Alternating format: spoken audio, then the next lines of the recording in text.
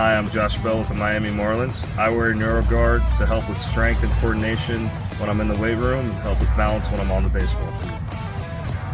One of the most comfortable, reduces concussion, increases performance. You can't get a mouthpiece like that on the market. Not only is it a great product, it's super easy to use. I recommend it for any player at any age or any level.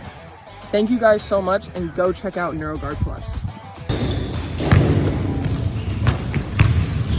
NeuroGuard mouthpiece makes it easier to breathe while playing basketball. The unique design is not as bulky as any other mouthpiece and makes you feel safe in concussions. NeuroGuard. They control my breathing while I'm writing. It stops me getting concussions while I wreck. It's very easy to use, so go pick one up today. You know, I'm still doing stunts. You know, and with concussions I've got, I feel much safer with that. I'm doing, like I said, I'm doing a whole lot better in the gym. So NeuroGuard Plus, once this one wears out, you've got a customer for life, because I'm telling you people, NeuroGuard Plus is the way to go, and me, Mark Ash, says so.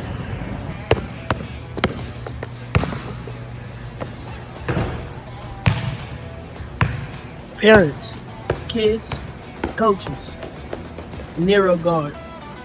It's the future. Stay tuned. All right, everybody, now's the time. Brown right, motion, tailback slant. Let's put the women and children to bed and go looking for dinner, all right? On one, ready? Go 13! Coming up, go 13! Hey!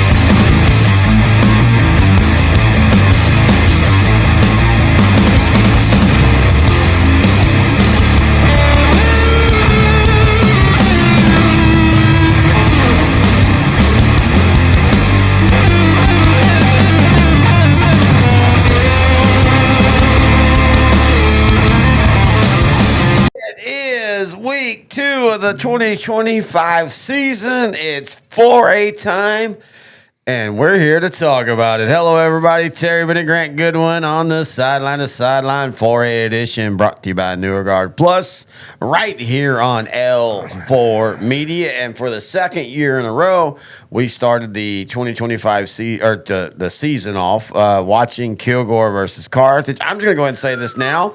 I would like a year of just Kilgore versus Carthage every week. Maybe we should play that game 3 times a year, because, like, by the time you get towards the end of pre-district, you're in a lull. Yep. So play it then. And then towards the end of district, you're in a lull. Play it then again. Yep. And then a non-knockout match in, like, say, the 3rd round. Because that's been so fun. This last game, my gosh, what a doozy.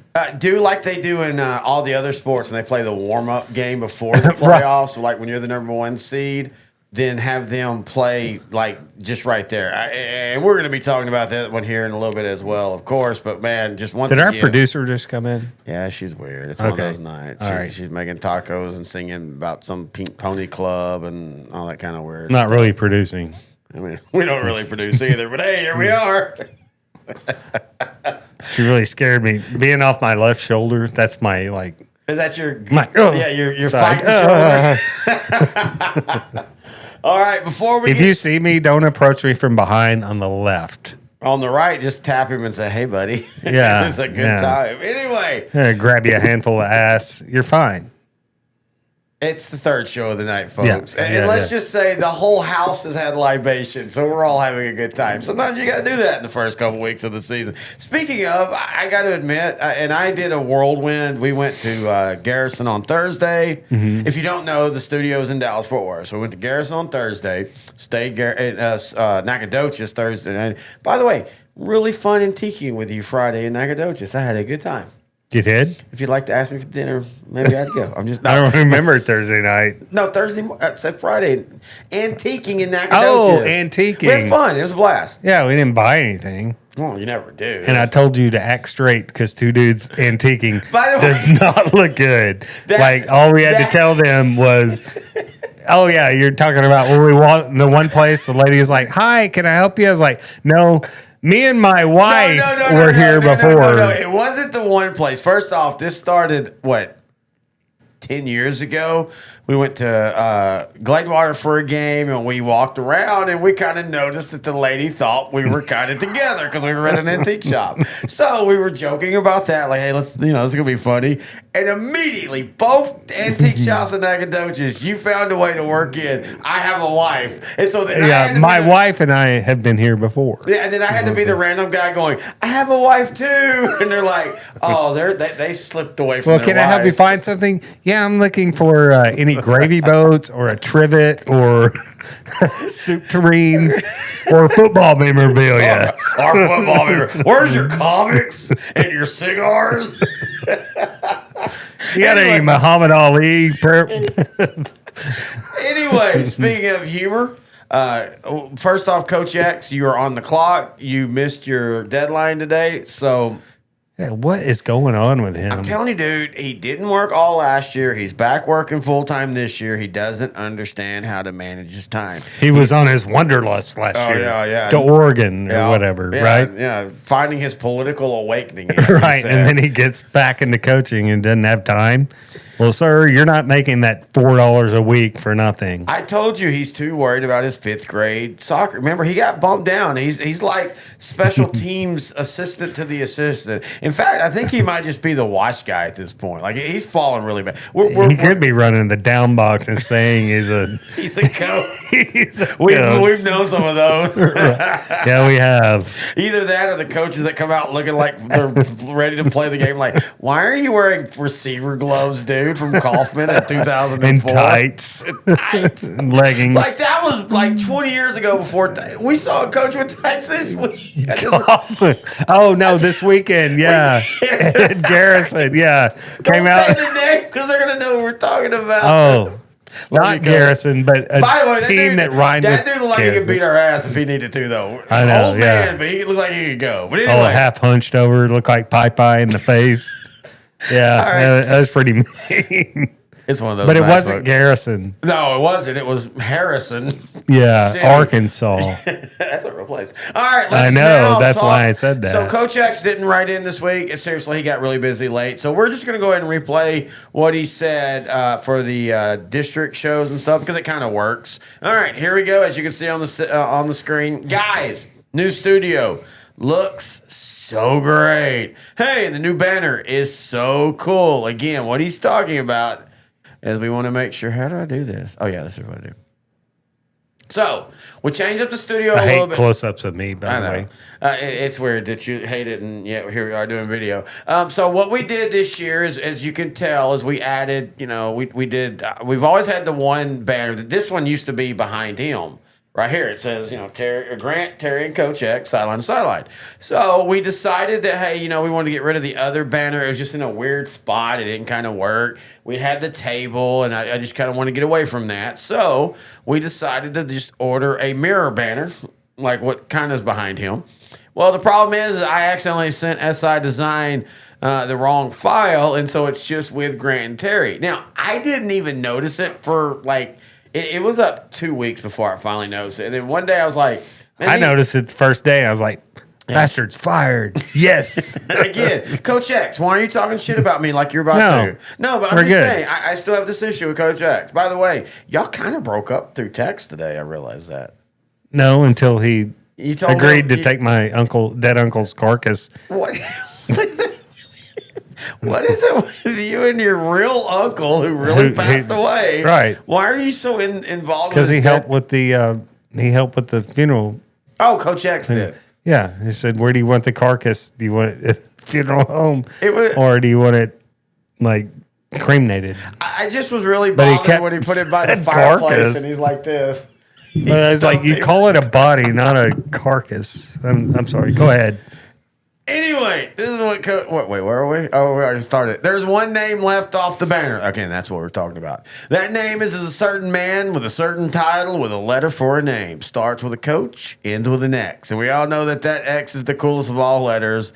Yes, it is. And you know it, Terrence. Without the X, you would not have a way to look inside of people. Without the X, you'd never be able to find buried treasures. Again, I don't think that's how that actually works. Without the X, you'd only have factors. That's a really funny line. So here we are. Okay, again, skip this line because it's talking about that. To quote the immortal Steve Martin as Lucky Day in that classic Mexican Western movie, no dough, no show. But of course, I'd have to paraphrase and replace it with the word dough with X. So you made your bed, Terror Bear. You're going to have to lay with it and wash your sheets. Grant, you're still cool. Thank you, sir. I appreciate that. And I appreciate everything you've done for me. And we'll be best friends forever. We'll gang up on Terry all the time. Wait, so many connotations right there. All right, we're going to take a break. When we come back, we're going to talk week 1 of the 4A season, including the Kilgore Carthage game that we were at. And we'll do all that in just a minute.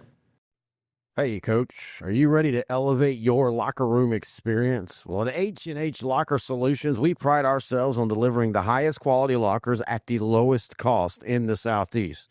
As a coach-owned business based in Alabama, we understand the needs of the coaches and the players alike. Our mission is to improve your locker room and streamline your process, and we're coming to Texas. Did you know we offer a free locker program? That's right. We ship all across the USA, ensuring you get the best solutions tailored just for you and your program. Want to learn more? Drop a comment or give Coach Harris, a.k.a. Ty, a call at 256-458-4427, and let's take your locker room to the next level. All right, Terry Bennett, Grant Goodwin back here, sideline to sideline. Sorry about the voice. It always kind of happens the first week or two of the season. We did like 19 shows last week. Lights are bright. So it takes a little while. What's wrong with your voice? It's a little hoarse tonight. I'm a little pony.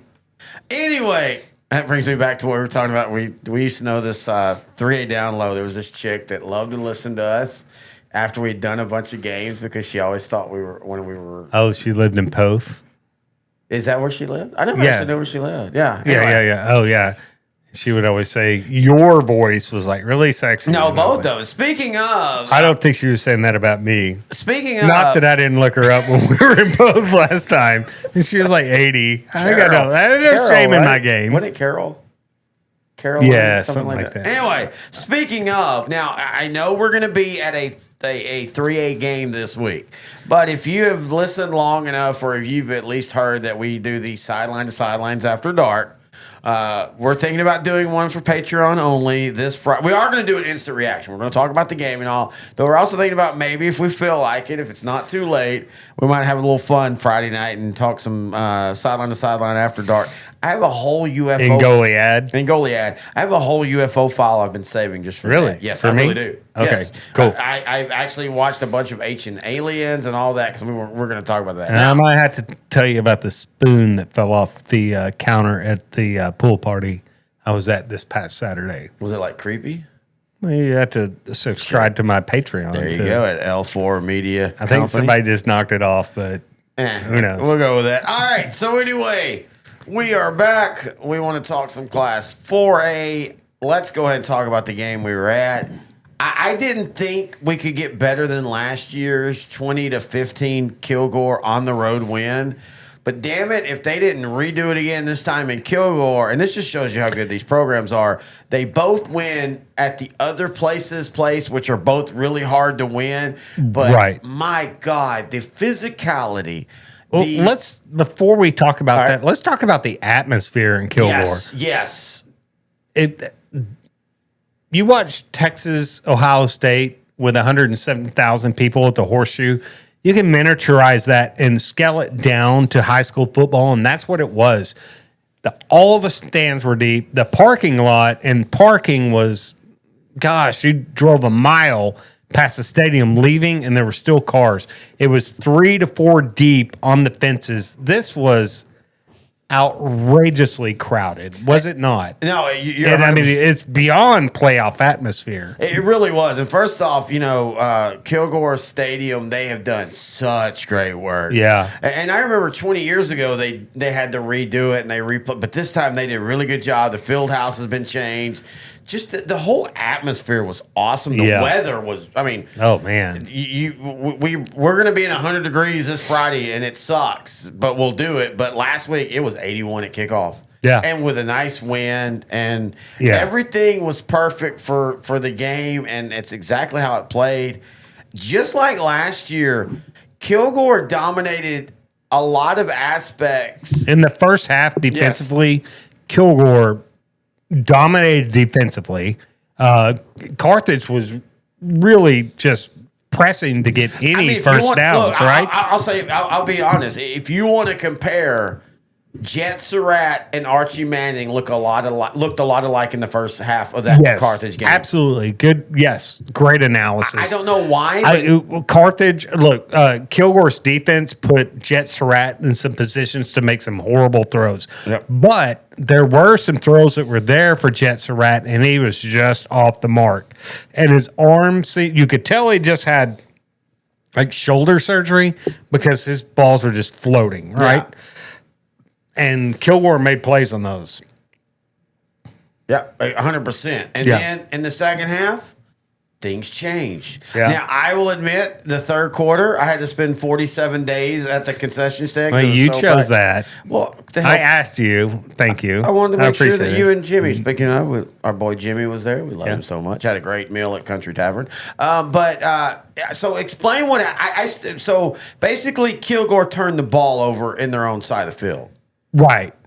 And the thing is, Carthage, when they want to, can throw the kitchen sink at you. And that's what they did late in the third quarter into the fourth quarter, and it was all she wrote for Kilgore. But, I mean, that just shows to me how good Kilgore is going to be. They limited KJ Edwards, in his play. But in the fourth quarter, midway through the third quarter, they let him kind of loose a little bit, and that was the difference in the game. We try not to be hyperbolic, but we're hyperbolic. Of all the great Carthage teams, I'm going to Google that. I don't know what you speak of. Hyperbolic? I think this could end up being Carthage's best defense. Could be, yeah. I mean, we're talking about defenses that in other eras would have put up historic numbers, and we're just in an era now where even when you dominate, you still might give up a couple touchdowns. But they, as much as we talk about Jet, they made Carthage's quarterback, who had 3,800 yards last year, 40 touchdowns. They made him look like it was his first game ever. I mean, these two defenses, folks, I cannot. Dude, they are top-notch defenses. The only negative about seeing these two teams early is everything else going forward in 4A, we measure off that. Right. And that's not fair to the other teams because Kilgore's a state finalist who thinks they're going to be back this year. Carthage is, of course, a state champion. And just... I'd be shocked if both of them weren't in the running for making it back. Look, I know, Carthage is going to make it back. I'd be shocked if Kilgore wasn't in the discussion to go back and play the winner of, say, West Plains and Salina. Yeah, that's a good point, and dude. This time it will be different because that defense for Kilgore is nasty. Yeah. It is nasty good. And Carthage seems to play with their food because they're so good. Yep. Right? And so Carthage might play some games closer than what you would expect, but it's because Carthage just... They play at their food, maybe a little bored. I don't know. But I think also when Carthage commits to just running the ball down your throat and picking you apart offensively and their defense steps up, they can't be beat. When we go to the break after this segment, we're teamed up with Game Time, or Neptune Game Time this year. They're advertising with us, and one of the first things they did was a Scott Surratt documentary. Go watch it; it's great. But the thing you and I have always talked about, what makes him and Carthage special is there's non-district Carthage, there's district Carthage, and then there's playoff Carthage. Yeah. And playoff Carthage is when the playbook is finally opened up and it's, you're running 100% of everything. Non-district Carthage and district Carthage, they're just surviving. They're just trying not to get too many injuries. They're going to be fine. And that's the thing that even for me, and I'm the one that said, hey, I think this year Carthage might not be the favorite in 4A Division II. But if that Carthage against Kilgore and with Jets right just playing 5% better, I don't know if anybody can beat them. And I don't know if anybody can get close. I don't know if anybody can get close. I don't either. And it's scary to think that. But anyway. All right, let's move on down the run sheet now. How about Gregory Portland beating Cal Allen 49-21? Cal Allen has 3 turnovers in this game. Cal Allen, big Region 4 favorite, right? Does this look? Gregory Portland's had their number for what, 2-3 years now? This is one of those I mark off as first game of the year. Okay. Cal Allen doesn't turn the ball over consistently when they're good. And we think they're going to be better than they were last year. And they really responded last year after the year before being, 6-5 or 7-4. Right. I think this is more of a rivalry game. People forget how big this rivalry used to be. Oh, yeah. Even me in East Texas before, I knew football. I remember reading, it's the annual Gregory Portland, Cal Allen matchup. I think it's that. I think it's first game of the year. They're going to be fine. But just, again, circle it. Just remember if they continue to have a turnover issue. Yeah. Hey, look at what Lavernia did. I know. Speaking of Kilgore, right? Oh, yeah. Kilgore Carthage. Lavernia fell to Kilgore in a big way down in spring. Last year we saw that. Lavernia, 71. San Antonio Burbank, 6. Lavernia's quarterback, Richard Beckett, went at 6 of 7, 126 passing. And he ran for 108. And Lavernia ran for 185 yards as a team. Look, Lavernia, if they had any semblance of a passing game against Kilgore in that playoff game, that semifinal last year, they might have made it a little bit closer. But Kilgore's defense was so nasty that I don't think the Bears had seen anything like that. Noel Cooper, the running back for Lavernia, runs for 79 yards, 3 touchdowns on just 5 carries. Yeah, and you're going to see this offensive line for Lavernia is still the real deal, and they're still going to be able to run the football. The question was, can they mix up the passing game a little bit? Just a little bit. It's all you need. You're going to need more than that against Kilgore. Lavernia answered the question, though, tonight or last Friday with 126 yards passing. All right, let's move on out into the west where you got Canyon West Plains, 33, Seminole 10, Reed Macon, who I contend and you agree is one of the best quarterbacks in 4A. Now, this year, he's not going to put up a ton of stats early because Canyon West is in that. Like Carthage, we just need to get through these games, beat these teams, get to the playoffs. But he still went 11 for 18 for 157 yards. Slade Russell ran for 175 yards on 22 carries. Here's the thing, though. All right. West Plains, offensively, lights out, right? Defensively, they hold Seminole to just 10 points, but they allow Seminole's quarterback, Dominic Higgins, to pretty much throw for 240 some odd yards on them defensively. So that's still one concern for West Plains. Giving up 240 some odd yards passing defensively. You get back against say a Salina with Bo Bentley.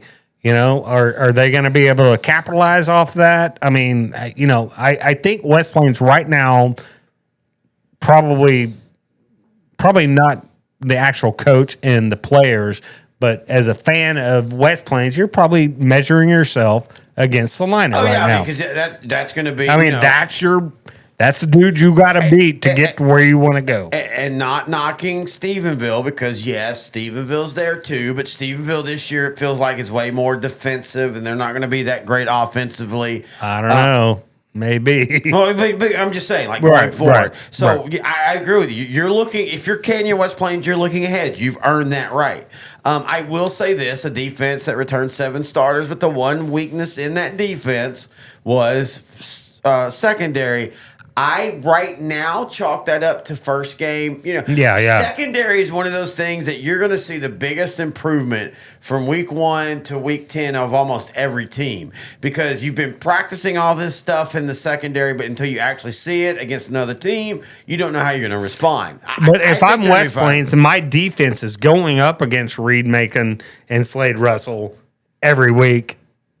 Yeah, that's a good point. That's a good point. I mean, you know, that's a really good point. And we don't know how they practice, right? And we won't know a lot about them this week. They take on Horizon, but then they do have Estacado, Bushland, and Liberty Christian in 3 straight weeks. We'll know a little bit more about that defense. I think they're going to win all those games, but every one of those teams will present defensive problems for West Plains. Have we picked out our West Plains game? Is it probably Canyon Randall? We're going to go up and see them play. Yeah, we've been talking about that. It's I don't know. I don't know if I want to go all the way from West Plains to Randall. That's such a long drive. I know. Yeah, we want to see like them 10 minutes. Yes, we want to see. Oh wait, they all play in the same stadium. So, we want to see them in district, and that's one of the few stadiums of the awesome ones I haven't got to see. I've seen one game there. Gunner Canadian, right? No, Canadian Spearman. Oh, Spearman. That's right. When they rematched in the playoffs. Yeah, that was a good game. That was Brendan Thomas. All right, let's go to West Orange Stark and Newton. West Orange Stark beat Newton 32-24. Newton was actually up 24-12 at the half. But in the second half, man, that West Orange Stark defense all but shut down Newton for most of the second half. Was that depth or was that talent or both? A little bit of both, and that's one of the things we talked about. It was a weird week in a lot of these games, including like Kilgore Carthage. The team that was up at the end of the half lost the game in the second half. Some of them were big comebacks, some of them weren't. But in this, I think that West Orange Stark has defense is very quick, just like all their defenses, right? Very quick. How physical can they be up front? That's the key. Well, to me, I'm impressed with both of these teams getting up in over the 20s, because sometimes when these two teams meet, you're getting like 13-12. Very SEC, old school SEC scores, right? And I don't know. I feel that West Orange Stark last year turned the corner, because we had seen them the year before against Belleville in the first round of the playoffs. Oh, that was terrible to see. It's one of the worst effort games we've ever seen. And we don't really talk about that kind of stuff. We try not to. And then we honestly were like, hey, their coach is a really nice guy. He's always been great to us, but can he make it there? And then last year, I think he is. I think he will make it there. I think last year you started to see the toughening up of the West Orange Stark Mustangs. Yeah. And you started to see what they did. I mean, West Orange Stark in the first half, as you said, down 24-12. They had like 100 yards of offense. They ended up outgaining Newton 328 yards to 295 yards. And again, more importantly, that defense held Newton to 0 points in the second half. Yeah, right. I am really, and I know it's a 3A Newton, but folks, it's West Orange Stark Newton. These guys have a rivalry that doesn't matter about your classification. I think this was a huge, impressive win for West Orange Stark. All right, let's go to Jim Ned and Estacado. Yep. Talking about impressive wins, Jim Ned 42, Estacado 21. Wow. Cannot wait to see Jim Ned and Wall next week. Oh, yeah, our 3A game, we're going to go down there. I think we're going to go to Tuscola and see Jim Ned take on Wall. Now, for Estacado, as we look at the 4A side of this, I think they're going to be fine. This is a team that's loaded offensively. They've got some solid guys coming back defensively. I think they're going to be fine. Remember, they beat Jim Ned last year 14-7. So when these teams play, it's always every time you think it's going to be one, it's the other. This year they got beat, but I still think Estacado's got speed. Yeah. They especially Region 1 speed. We'll know a little bit more this week as they're going to take on Hereford from another 4A team, their first 4A team, but I think they're going to be fine. All right, I was a little bit surprised by this. We talked about it on the 3A show. Port Lavaca Calhoun gets beat by Yoakum 23-16. The Sand Crabs start the season off with a loss. Yeah, I kind of expected more out of Calhoun, right? Not that Yoakum's bad. I mean, they're one of our dark horses down in 3A. Yep. But if you're Calhoun, you go in and win this ball game. Oh, yeah, I totally agree. I mean, this is a game. I say that, but they did. So Calhoun, and we've talked about this on the Big R's preview show. Calhoun and Lavernia, I don't know how to feel about their teams, because you look at their playoff runs and they're great, but you look at their regular season and they had some really ugly losses last year. So I don't know, is this a Cinderella that caught a nice run last year, or is it the building of something? I think it's a building of something, and I think Calhoun's going to be fine. Yep. Especially in that offense. That offense is hard to go against yes, it for really 4 is. quarters. I mean, It's a physical offense, and you're going to beat people down, and that speaks volumes in October, November, and December when you're playing and it's cold. Sometimes the weather's bad. They've got the perfect offense, and their defense is pretty darn good too to win playoff games. Now, I will say this: I totally forgot that they have a new head coach, and they're still running a ground-based offense, but they went from the old school triple option to they're now running the pro style wing T, which means more out of the spread. Right. So maybe they've got blocking angles are a little different, but the changes, concepts are the concepts are the same. But, same. I mean, but yes, Right. you know, blocking angles are important. You're so very You're important. so used to as a guard lean left, all of a sudden you have to lean right. Right. Takes you a while to figure that out. So Yeah. really good point. All right, Lago Vista, man. You know, we have a Lago Vista coaches show, so again, What was that score? We have it as 15-5, but is that right? With 5, burn it. Yeah, it was 15-5. Okay. Let me make sure. But impressive win for Lago Vista, man. Yeah, I mean, this is a team that, you know, they have, once they went up to 4A, first off, we always say this, when you go up to, or 15-6, I'm sorry, not 15-6, okay. This is one of those teams that moving up, it matters how good your team is, like where you're at when they moved up. Right. They moved up at the right time. They had a team that was, you know, had won 10 games the year before. They were all coming back, and they showed themselves well in 4A when they first came up. And then it was like, okay, now let's see what happens. They're starting over, and yet they haven't gone away. And they just consistently. They're not a flash in the pan. No. What you're seeing is a program being built step by step by step. Yep, exactly. And you know, last year there was supposed to be a down year. They went 9-4. They make it to third round of the playoffs. Sinton does take care of them, but I mean that was like a great Sinton team last year. Right. This year, you know, everybody wants to talk about what they have offensively because they have more. You have a really good solid quarterback in Trip Henderson. You have a really good running back in Noah Arambola. But I think the thing what people don't understand is even though they technically only returned 5 on defense, this defense has a chance to be really, really good. And we saw that in this game, holding a Bulldog team that I think is going to be a little bit better than what people think in Burnett to 6 points. I think that's impressive. I think Burnett's going to be better, but I've thought Burnett's going to be better for the last 10 years. Yeah, you know, I mean, they're kind of stuck. Yeah, they're kind of stuck in purgatory. Burnett is. All right, Brock 52, Decatur 31.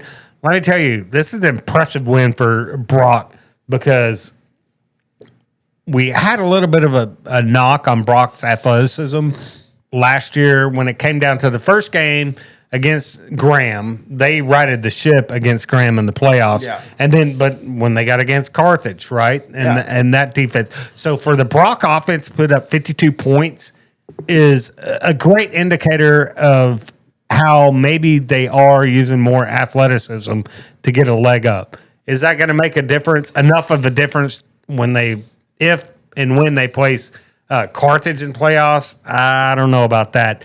But if Brock can score 52 against a pretty good Decatur defense, right? They got to be somewhat physical on the offensive side of the offensive line, on the offensive side of the ball. I think this is a good indicator that Brock is getting better from the athletic standpoint. Yeah, and you know, again, and nobody's going to do fundamentals better than Brock. Exactly. And again, Brock Coach's show here on the network. We talk to him every Wednesday, put it up on Thursday. And he had talked about that they thought that they were going to probably, and I still think they do going forward, want to play two quarterback system at time. But he also said there was no, like, you're going to get 10 play. She's going to go by the flow. And so feel of the game. Yeah, feel of the game. And so they leaned into Holt Frazier last week. He throws for 194 yards, 4 touchdowns. He also ran for a touchdown. And I think that's doable in high school. I know when they say, you know, the whole if you have two quarterbacks, you don't have one none, quarterback. Yeah, but that's college and professional. Yeah, and pros. I think if you can play to each quarterback's strength every week, or even situationally in a game, I think that's very doable in high school as long as you have two functional, really good quarterbacthink you can do it in college too. Let's not remember Texas doesn't make a Rose Bowl against Michigan if it wasn't for Chance Mock Well, against Texas Tech. that's Remember true. that game? I do. That's one of I those do. we have to do memory games. But anyway, great win for Laga Vista. We'll be talking about them here in the next segment. And good win for Brock, too. Yeah, good win All for right, Brock. how about Salina 50, Belleville 28? Now, this is one of those that was way closer earlier, but this is what Salina does to you, folks. They wait for you to make a mistake, and then they capitalize. And then you start feeling like, holy crap, we gotta hurry up, and then you make another mistake. It's been that way a long time in Salina, but Salina has a way more diversified offense than they did when they were, ruling the roost as a big fish in a small pond. Now they can kill you in many different ways, and their defense, I think, it's got to catch up to their offense this year, right? Yeah, I think so. defense. It's not like it was bad last year. No, it was really good last year. Yeah. It was really good. This year, they lost a lot on defense. They lost a lot of offensive linemen. But really, to me, it was this year coming into the year having to replace the offensive linemen and some of the defense. I knew Salina was going to still be able to score points. It was what was the defense going to be able to do, and to hold Belleville to 28. That's pretty good showing for the Bobcat defense. No, I totally agree. Out in East Texas, a couple games, like 3 or 4 games we talk about. Athens outlast Henderson 56-49 as Athens scores a touchdown and a 2-point conversion in the fourth quarter to seal the win. Look, we were high on both of these teams as being, like dark horses. We were really high on Athens being dark horses. I said right? dark horses. Anyway, yeah. What are you, Mike Tyson, saying horses? It's a Horses. thing. It's a weird thing to have on our coaches show, and I was starting to think about that. But yeah, look, I think both. I legitimately think both these teams are, because I think Ricky Joe Meeks is going to step in at Henderson. I think let me say this though. Look, Athens was our biggest dark horse in this region, right? I agree, and we expect them to go a long way. Athens offensively, great. 56 points, man. But for them to be that true dark horse, that defense has got to shore up. And I know Henderson's offense is pretty talented, right? Yeah. Got some young speed, right? And athleticism. But Athens, if they're going to be a true contender in this region, they cannot give up 49 points a week. You just cannot do that. Well, I mean, so I would like to see I would like to see the same offensive output, obviously, from the Hornets, but that defense, for me, to stay on that Athens gravy train is I got to see them play better defense. All right.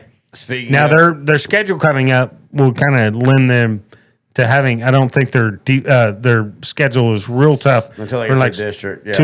So they're going to look better on paper, but I mean, in the end, they got Kaufman this week. That'll be an interesting. Yeah, that's a step up, right? Kaufman's now 5A. Yeah, it's actually, they also have Conley this year. Who? Waco Conley. That'll be interesting. Conley was a little underwhelming this past week. Yeah, that's a good point too. That's a really good point. Conley's going to be very athletic. They might have better 1 or 2 athletes in Henderson, but not all the way across the board. Yeah. So I think Athens will handle Conley about like they handled Henderson. High scoring shootout.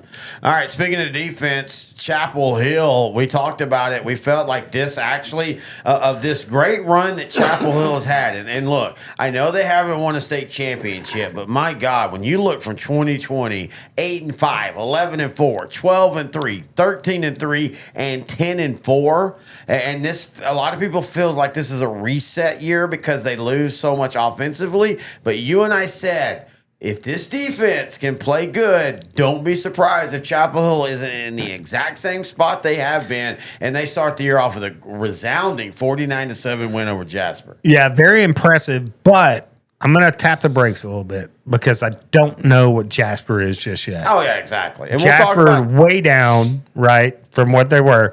Not taking anything away from the Bulldog win here, but before I anoint Chapel Hill as one of the region favorites, I want to see a little bit more because I think Jasper was down. No, I don't disagree with you at all. Sealy takes care of Navasota 33-18. We've talked about it. Sealy's goal is just stay healthy into the playoffs, keep your quarterback healthy. If they could have done this in the last 2 years, they'd have been region finalists. I think so, and it maybe even possibly more. Sunnyvale takes care of Aubrey. Very impressive win for So Sunnyvale, this is one of 35-17. yeah. I mean, look, we were very, very high on Sunnyvale to begin the year, and this just solidifies it for me. I think Aubrey's a pretty good football team, and Sunnyvale able to not really wipe the field with them, but leave no doubt.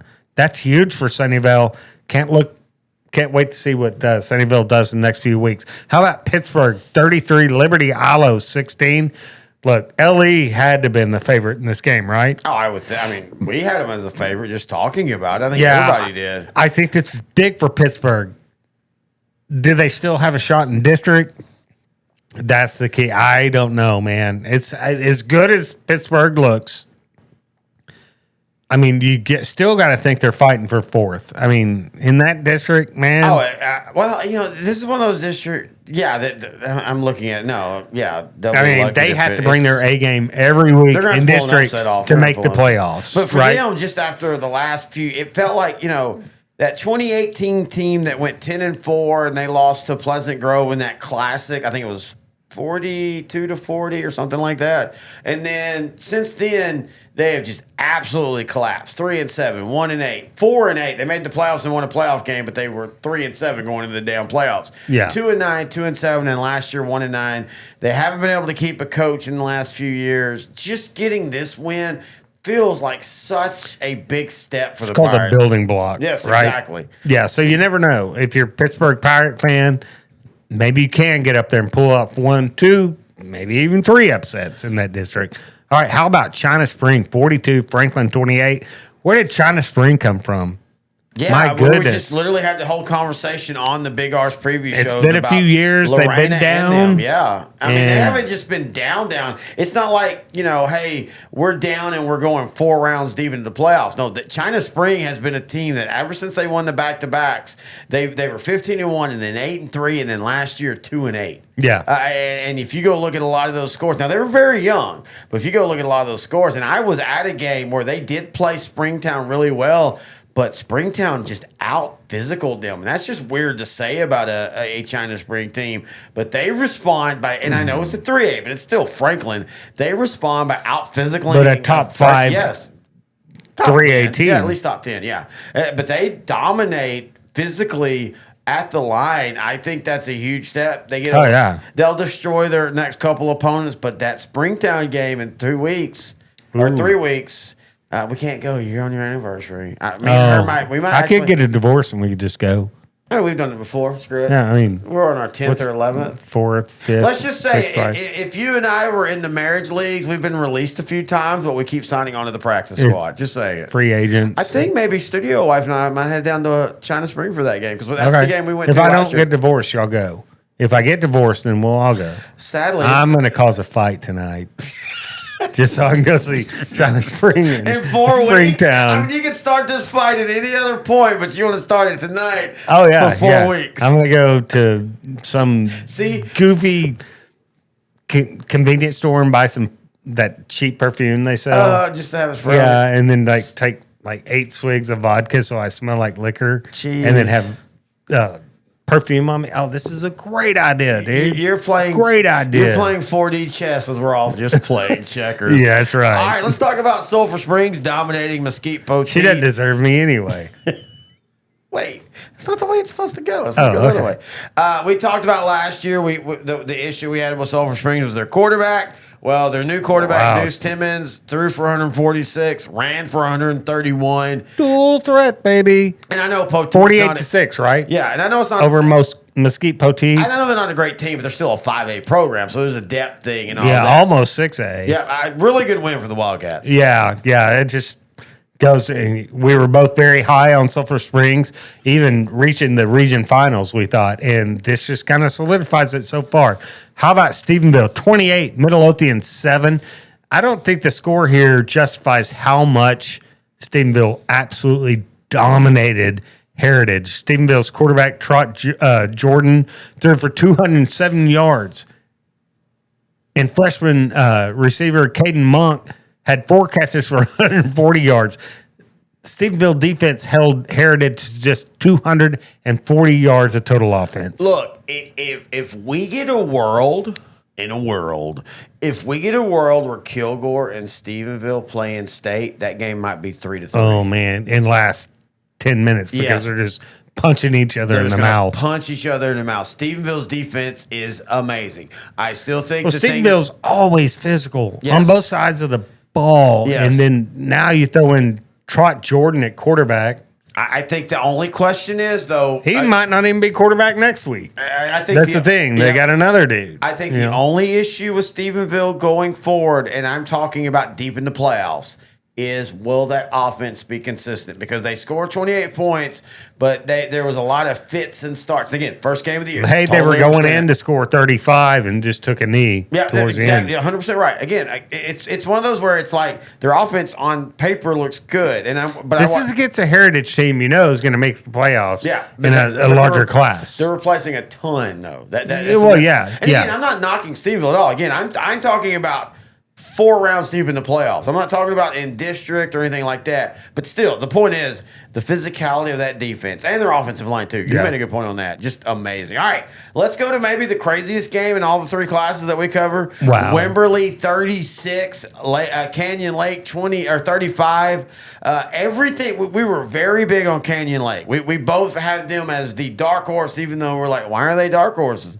They should be, highly ranked. And this game proved that, because they were dominating this game as Canyon Lake went into the fourth quarter up 35-7, and then Wimberley responds, scoring 29 unanswered points, including the game winner to Maverick Jacobs. I don't know. In the fourth quarter to pull off the win, right? Yeah, all of us in the fourth quarter. Every opponent. This is such a crazy game. I don't know if we can even really take anything from the game. Well, yeah, I don't either, other than maybe Wimberley just threw everything at them and Canyon Lake got completely worn down. That has to be. Texans had an onside. How do you give up 29 points in the fourth quarter? Exactly. That's a good way. You just wore down. Keep everything in front of you unless the running game hits you, and then that's demoralizing, and there's nothing you can do about the running game just coming right down your gullet. So they gave up an onside kick. After they gave up a touchdown, they then gave up a sack on a key. Like if you just make a first, literally for 3 drives or maybe even 4, Canyon Lake was in the just make a first down. The game's probably over. And hey, look, we've talked about it. We think Wimberley, because a new coach, same system. He's the defensive coordinator, but also talent-wise, they take a step back. We both think Canyon Lake is really, really good this year. This is just Wimberley reminding people they're still Wimberley. We're still here. Yeah, don't write us off. Yeah, don't write us off. We're going to figure things out. But I'm not too worried about Canyon Lake either. I chalk this up to a rivalry game that's the way sometimes football go. Yep, that's true. All right, that is going to do it for the review section. We're going to take a break, and when we come back, we're going to do it all again on the preview section right here on Sideline to Sideline, the 4A edition on L4 Radio. Coach Surratt came in 2007, and really what's remarkable about him is how quickly he turned the program around. The biggest challenge here was just to change the mindset. Obviously, we want a winning culture, but the first thing you got to instill is, toughness. It don't matter if it's volleyball, football, baseball. He's put Carthage on the map to a great extent.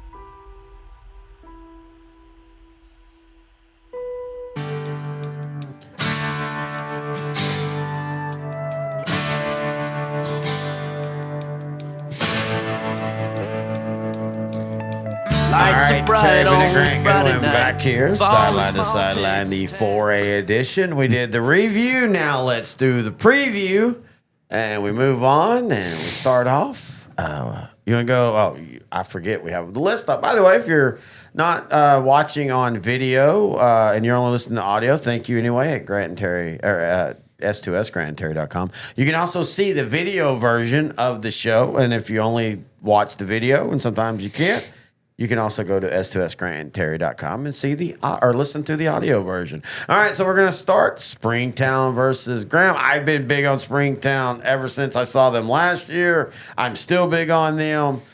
They come into this game 1-0 after they beat Joshua 30-9. I know this sounds crazy because it's Joshua, but last year people forget Joshua upset Springtown last year 21-20. That's kind of what made the Kane Hill the quarterback move.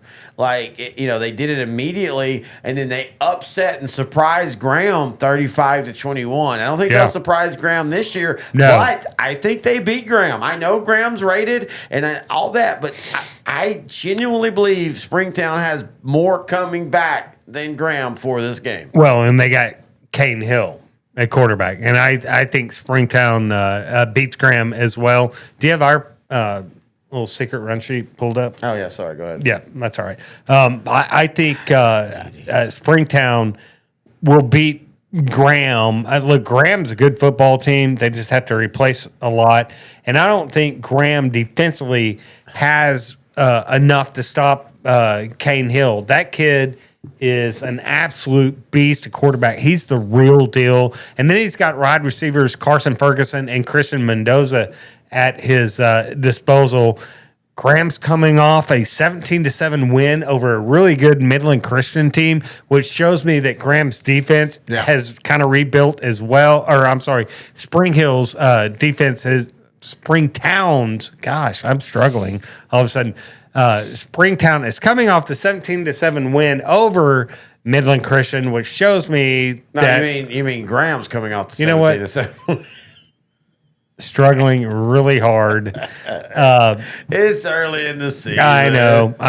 But I do like Springtown and Kane Hill with Carson Ferguson and Christian Mendoza. And yes, Graham is coming off that 17-7 win over Midland Christian, which shows me Graham's defense is good enough to maybe slow down Kane Hill a little bit and allow Graham's quarterback Jace Hill, who's a dual threat quarterback, stepping right up, replacing for the guy last year, ran for 90 yards last week.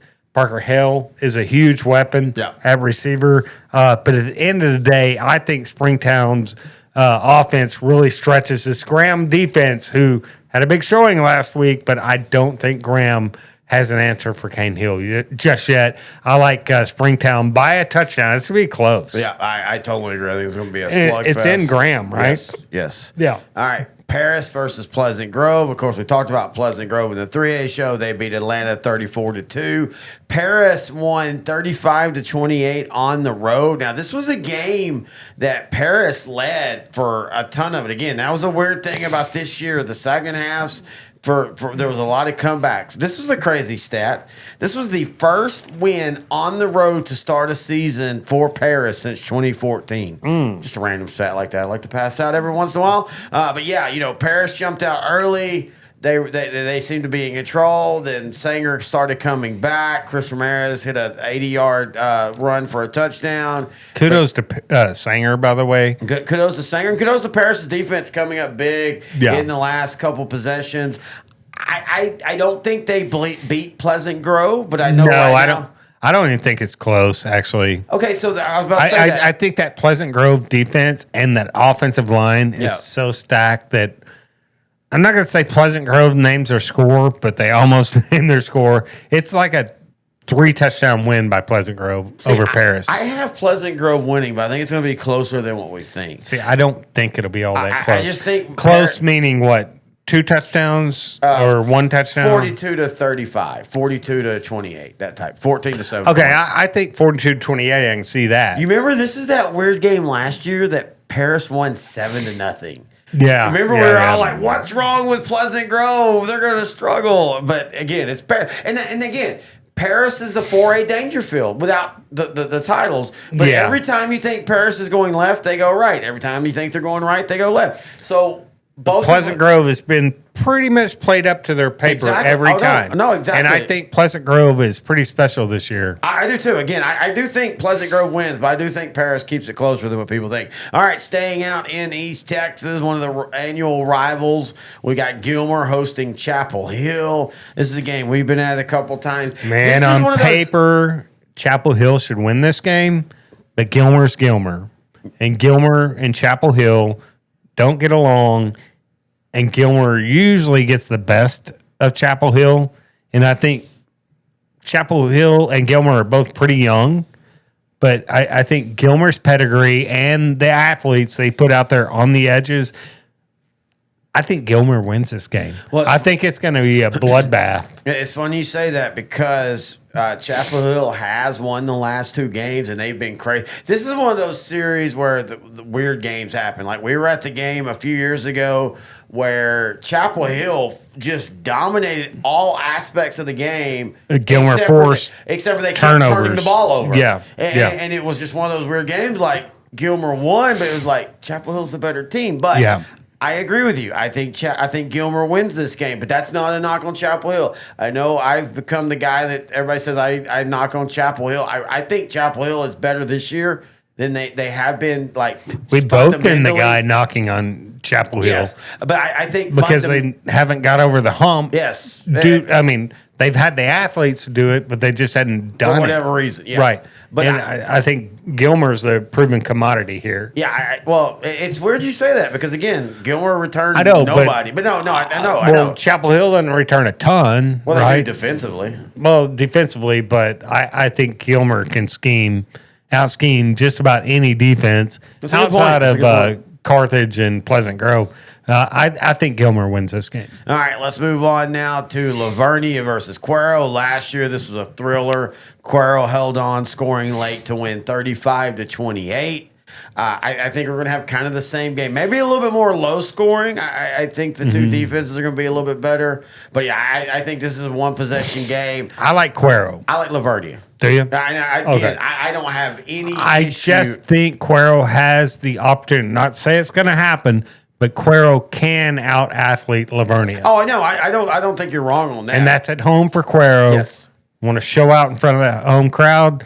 Give me Cuero in a nail biter. This might be a classic. I feel like, and you understand when I say this, I feel like you don't trust Lavernia, even though last year they went level. I do. But when I saw Lavernia in person against Kilgore, you were underwhelmed. It's okay. I was underwhelmed a little bit. Let's be fair. That's been the thing. But they were going up against an elite Kilgore defense in the rain. Oh, yeah, cold, blowing, miserable rain. You remember that? Yeah. Oh, that was a terrible night. We couldn't get in the press box. Like, they had us a place in the press box, but we got there late, and they were like, oh, sorry, it's first come, first serve. We're going to put you on the filming deck. And we had all the rain blowing in our face. I love first come, first serve, even though they didn't tell you beforehand you have to reserve fine, it. Whatever. It's high school football. Yeah, you know? I don't care. You want to see, get there early. We just didn't get there early enough, but that's fine. But I felt like Lavernia got out-athleted, and I think Cuero can do that. Now, not as much as Kilgore, but I think Cuero has the edge up here. I know that Lavernia offensive line is really good, and that quarterback's much improved in the passing game for Lavernia, but I still like Cuero in a nail biter. This could be a classic. Oh, yeah, I agree. Again, I think it's like last year. I think it's a one-possession game. Yeah. I've got Lavernia. You've got Cuero. All right, let's move on to a 3A, 4A tilt. You've got the Bulldogs of Hitchcock versus Hampshire Finette. The Longhorns, I think, we talked about this in the 3A show. I think Finette wins mainly just because they're going to out-depth Hitchcock. And I think as Hitchcock is trying to re-evolve their offense, because they lost a lot of that, they do return. Very heavy on defense. Very heavy on defense, though they did lose but their they're playing a Finette lineman. Offense that returns a heck of a quarterback, right? Yes. And a really good receiver, really good running back, if I'm not mistaken. I think the Horns win this one. Horns up over the Bulldogs of Hitchcock. Yeah, and I think this is one of those wins as the Hampshire Finette program tries to redefine itself. This is one of those they have to win. Speaking of redefining, Laga Vista versus Waco Conley. Last year, Waco Conley outscored Laga Vista. I think it was 42-22. Again, we have a Laga Vista coaches show you can listen to each and every week. I like Laga Vista in this game, and no, not because I do a coach show, because actually last year I picked Conley. I simply like Laga Vista because I think their defense this year is going to be really, really good. We saw that against Burnett, holding them to 6 points. I don't think that's going to be that's the norm, folks. This is a really good defense. So Laga Vista's defensive assignment against Conley is a lot tougher than in what it was against Burnett. 100%. Yeah. Right? You're right. But I think Lago Vista can throw enough kinks in it, and they're defensively, and their offense is good enough to take advantage of short fields. If that Lago Vista defense plays to form, they're going to get some short fields, and they will sneak past Conley in a close one. That's in Belmead, though, right? Yeah, I think it is. Yes, It's an away game. I still feel like Conley is one of those teams, if they could just finally break through. I mean, how long have we been saying that, bro? I know. But you know, what was it? A few years ago, they did go, what, it was 12-1. It was 12-1. And that was the year we thought, okay. But that's 13 games. That's too deep in the playoffs, they maybe. Lost they lost to Gilmore in a good game. But anyway, Right. I'm just saying, it's weird because I think what Terry Garrick has done there is phenomenal, keeping them consistently as a team that you think is going to be great. But then when you have, like, what was his name? Tarek Glenn or something like that. Now you have Jamarian Vincent this year. Who might be one of the best athletes in 4A. Doesn't it feel like we've said that about Conley for 10 years now? Right, yeah. They always have the one or One, sometimes two on the same. This year they have a really good running back in Braden Ford. I think he's the guy that could help tilt them going forward. But in saying that, I still have Lago Vista. I think a lot of it's going to come down to Conley's defense, and I just don't think they're there just yet. I agree. Right? And I think Lago Vista is going to take advantage of a Conley defense that is good but not great, and they're going to wreak some havoc on offense or on defense to limit Conley and give themselves some short fields. So that's why I think Lago Vista will win this game. How about Midland, Greenwood, and Sweetwater? What a game this is going to be. Greenwood's quarterback Lincoln Madrid and receiver Dylan Payton. Going to be a great combo. But another great combo is Sweetwater's Caden Ortiz, who's been starting since he was like 5 years old, and the receiver Darwin Blue, who had 133 yards receiving last week. And then you factor in their running back, the irate kid, ran for 120 yards. This is a tough test for Greenwood. It's in Sweetwater, but I like Greenwood in a close one. I like the depth of Greenwood. We talked about it on the 3A show. I think Sweetwater's going to be a really good 3A team. But I think the Rangers, this is that time where they cycle up to be a region threat. And I think that's where the Rangers are. All right, let's spin it off. You think we'll get out to a Greenwood game again this year? At least in the playoffs. I'd like to go to another home game for Greenwood. That is a fun experience. That was very fun. I liked it out there. Let's spin it down to Southeast Texas, Bay City versus Edna. This is a battle of teams that do things differently. Bay City, athletic. This is a game I can never pick confidently. I know, because it's still week 2, and they usually play early in the season. It's still week 2, so these teams are figuring out. But then these styles are so different from each other. Right. Last year, I think you and I both thought Bay City was going to win the game, and then, Edna destroyed them. The year before, we thought Edna would win going away, and they needed a last-second touchdown to beat Bay City. It's hard to tell with these two teams. I like Bay City in this game this week, though. Well, Edna's coming off a dominant defensive performance last week, holding the Vanderbilt Industrial just 2 points and a 46-2 win. So, not like Vanderbilt Industrial is athletically what Bay City is. But they have a proven track record of the last 10 years. Bay City's got Jonas Williams, the new quarterback, done really well. Aiden Williams at running back, and receivers Isaac Stinson and Camarion Williams. But I think Edna's running game and their defense might push them past Bay City. This is at home. I like Edna in a very close one. All right, I have no problem with that. But go either way. Like, you've got Bay City, I've got Edna. Would not be shocked to see either way. All right, so we're going to end our 4A show. I didn't even realize this as we were reading the notes, but we literally had last week the 4A Division 1 finalist take on the 4A Division 2 state champion. And then this week, we have the 4A Division 1 state champion taking on the 4A Division 2 finalists. Actually, yeah. I didn't even think about that. That is really freaking cool. Love that. But anyway, a great battle. La Vega versus Salina. You've got style versus style. You got Courtney Parr. As they say in La Vega, when you have a par, we go far. You've also got one of the most... Do they really say yeah, that? Yes, I had a... They did? Yeah, Because I've been to Lone Star Tavern a few times for a steak and a beer. The waitress never told me that. I don't know if She's many like, would you La like Vega more fans go parquet? Another... parquet jar. You remember at Lone Star Tavern, best steakhouse you can find in underrated Central. place, yeah, yes. And it's out past La Vega, Yeah. and it's so old school that they have the old bottles, squeeze bottles of parquet. Yep. Yeah, Do you remember so- we were there? They were doing the photos of the food. And Oh yeah, like- and you asked for a hand job using the parquet. Oh, that wasn't. Maybe that was me. Sorry, never mind. All right, we'll be back. No, in I mean to like 2026. take your hand and rub the parquet on the steak. Oh, folks, this is what I deal with Grant that's and what Coach X. Just think of Coach X forever in studio. But anyway, She was pretty cute waitress. She had calluses on her hand.